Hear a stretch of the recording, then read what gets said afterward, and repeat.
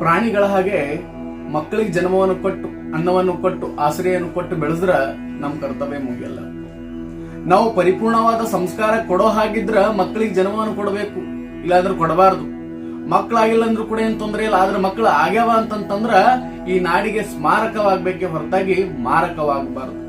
ಮಾರಕವಾಗುವಂತಹ ಮಕ್ಕಳಿಗೆ ಜನ್ಮ ಕೊಡಬಾರದು, ಸ್ಮಾರಕವಾಗುವಂತಹ ಮಕ್ಕಳಿಗೆ ಜನ್ಮವನ್ನು ಕೊಡಬೇಕು. ಒಂದೊಂದು ಮಾತುಗಳು ಕೂಡ ಮಕ್ಕಳು ಎದುರಿಗೆ ಹೇಳಬೇಕು ಅಂತಂದ್ರೆ ಬಹಳ ಎಚ್ಚರ ವಹಿಸಬೇಕು. ನಿಮ್ಮ ಮನೆಯಲ್ಲಿ ಒಂದೊಂದು ಚಟುವಟಿಕೆ ಮಾಡಬೇಕು ಅಂದ್ರೂ ಕೂಡ ಬಹಳ ಎಚ್ಚರದಿಂದ ಮಾಡಬೇಕು. ಆ ಚಟುವಟಿಕೆಯಿಂದ ನಿಮ್ಮ ಮಕ್ಕಳ ಮೇಲೆ ಯಾವ್ದಾದ್ರು ಪರಿಣಾಮ ಬೀರ್ತದೆ ಅಂತಂದ್ರೆ ಆ ಚಟುವಟಿಕೆಯಿಂದ ದೂರ ಇರುವಂತ ಪ್ರಯತ್ನ ಮಾಡಬೇಕು. ಒಳ್ಳೆ ಒಳ್ಳೆ ಮಾತುಗಳು, ಒಳ್ಳೆ ಒಳ್ಳೆ ವಿಷಯಗಳು ಮಕ್ಕಳಿಗೆ ಹೇಳುವಂತ ಪ್ರಯತ್ನ ಮಾಡಬೇಕು. ಈ ಮನೆಯಲ್ಲಿ ಯಾರು ಹೇಳಬೇಕು ಅಂತಂದ್ರೆ ತಂದೆ ತಾಯಿ, ಅಜ್ಜ ಅಜ್ಜಿ ಇದೆಲ್ಲ ಹೇಳ್ಕೊಡ್ಬೇಕು. ನಮ್ಮ ದೇಶದ ದಾರ್ಶನಿಕರ ಒಂದು ಗ್ರಂಥಗಳನ್ನು ಓದ್ರಿ, ಅಲ್ಲೇನು ಗೊತ್ತಾಗ್ತದೆ.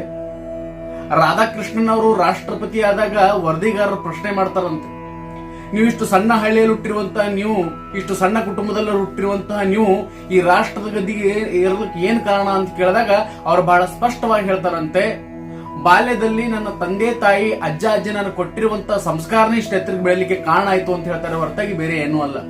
ಅವರು ಹೇಳಿರುವಂತಹ ನೀತಿ ಪ್ರಧಾನ ಸಂಸ್ಕಾರ ಪ್ರಧಾನ ಮಾತುಗಳದಲ್ಲ ಇಷ್ಟು ಎತ್ತರಕ್ಕೆ ಬೆಳಲಿಕ್ಕೆ ಕಾರಣ ಆಯ್ತು ಅಂತ ಹೇಳ್ತಾರೆ, ಹೊರತಾಗಿ ಬೇರೆ ಏನೂ ಇಲ್ಲ. ಹಾಗಾಗಿ ನಿಮ್ಮ ಮಕ್ಕಳಿಗೆ ಕೂಡ ಆ ನೀತಿ ಪ್ರಧಾನವಾದ ಮಾತುಗಳು ಹೇಳ್ತಾ ಹೇಳ್ತಾ ಹೇಳ್ತಾ ಒಂದು ಒಳ್ಳೆ ಸ್ಥಾನ ಕೊಂಡೊಯ್ಯುವಂತ ಪ್ರಯತ್ನ ಪ್ರತಿಯೊಬ್ಬರು ಕೂಡ ಮಾಡುವಂತದ್ದು.